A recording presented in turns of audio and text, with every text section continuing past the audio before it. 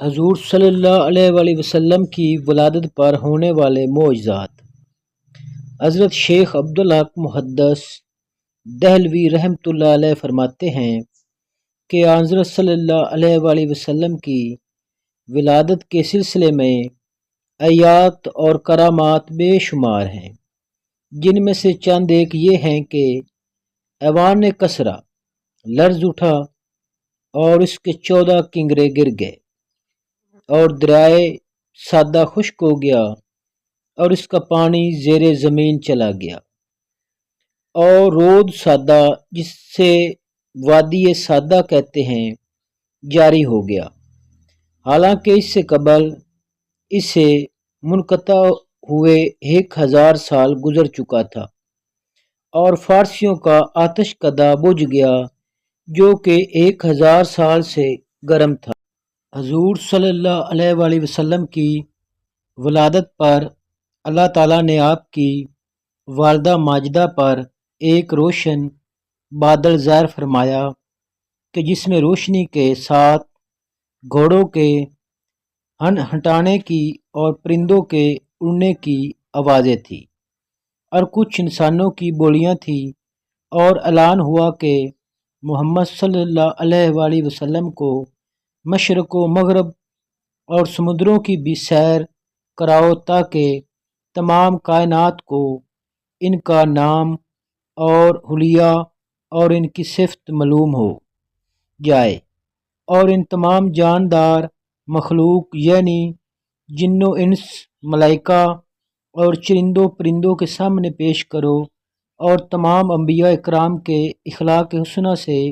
مزین کرو۔ اور اس کے بعد وہ بادل چھٹ گئے، ستارے قریب آ گئے، اور منادی نے اعلان کیا کہ واہ واہ کیا خوب، محمد صلی اللہ علیہ وآلہ وسلم کو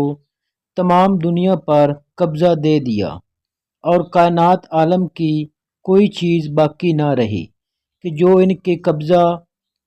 اقتدار اور غلبہ اطاعت میں نہ ہو۔ پھر 3 شخص نظر آئے، ایک کے ہاتھ میں چاندی کا لوٹا، اور دوسرے کے ہاتھ میں سبز زمرد کا تشت، تیسرے کے ہاتھ میں ایک چمکدار انگوٹھی تھی۔ انگوٹھی کو 7 مرتبہ دھو کر صلی اللہ علیہ وآلہ وسلم کے دونوں شانوں کے درمیان مہر نبوت لگا دی، پھر آپ کو ریشمی کپڑے میں لپیٹ کر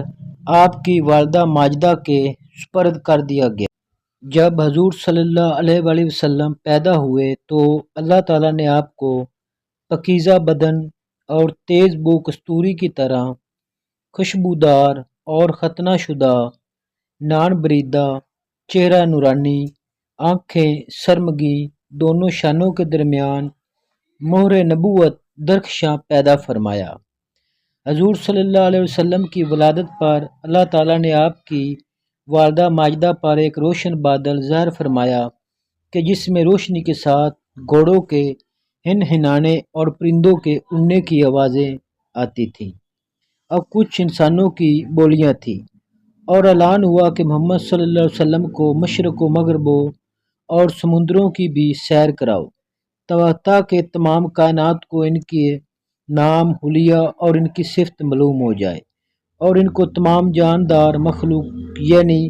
جن و انس، ملائکہ اور چرندوں پرندوں کے سامنے پیش کرو، اور تمام انبیاء کرام کے اخلاق حسنہ سے مزین کرو۔ اور اس کے بعد وہ بادل چھٹ گئے، ستارے قریب آ گئے، اور منادی نے اعلان کیا کہ واہ واہ کیا خوب، محمد صلی اللہ علیہ وآلہ وسلم کو تمام دنیا پر قبضہ دے دیا، اور کائنات عالم کی کوئی چیز باقی نہ رہی کہ جو ان کے قبضہ، اقتدار اور غلبہ اطاعت میں نہ ہو۔ پھر 3 شخص نظر آئے، ایک کے ہاتھ میں چاندی کا لوٹا، دوسرے کے ہاتھ میں سبز زمرد کا تشت، تیسرے کے ہاتھ میں ایک چمکدار انگوٹھی تھی۔ انگوٹھی کو 7 مرتبہ دھو کر حضور صلی اللہ علیہ وسلم کے دونوں شانوں کے درمیان مہر نبوت لگا دی، پھر آپ صلی اللہ علیہ وسلم کو ریشمی کپڑے میں لپیٹ کر آپ کی والدہ ماجدہ کے سپرد کر دیا گیا۔ ولادت شریف کے وقت غیب سے عجیب و غریب امور ظاہر ہوئے، اور آپ صلی اللہ علیہ وآلہ وسلم کے نور سے حرم شریف کی پست زمین اور ٹیلے روشن ہو گئے، اور آپ کے ساتھ ایک ایسا نور خارج ہوا کہ شام کے محلات نظر آ گئے، اور آسمانوں پر پہلے شیاطین چلے جاتے تھے اور کاہنوں کو بعض مغیبات کی خبر دیتے تھے، اور وہ لوگوں کو کچھ اپنی طرف سے ملا کر بتا دیا کرتے تھے، لیکن حضور صلی اللہ علیہ وآلہ وسلم کی آمد سے آسمانوں میں ان کا آنا جانا بند ہو گیا، اور آسمانوں کی حفاظت شہاب ثاقب سے کر دی گئی،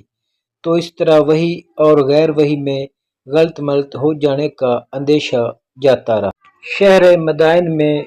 محل کسرا پھٹ گیا اور اس کے چودی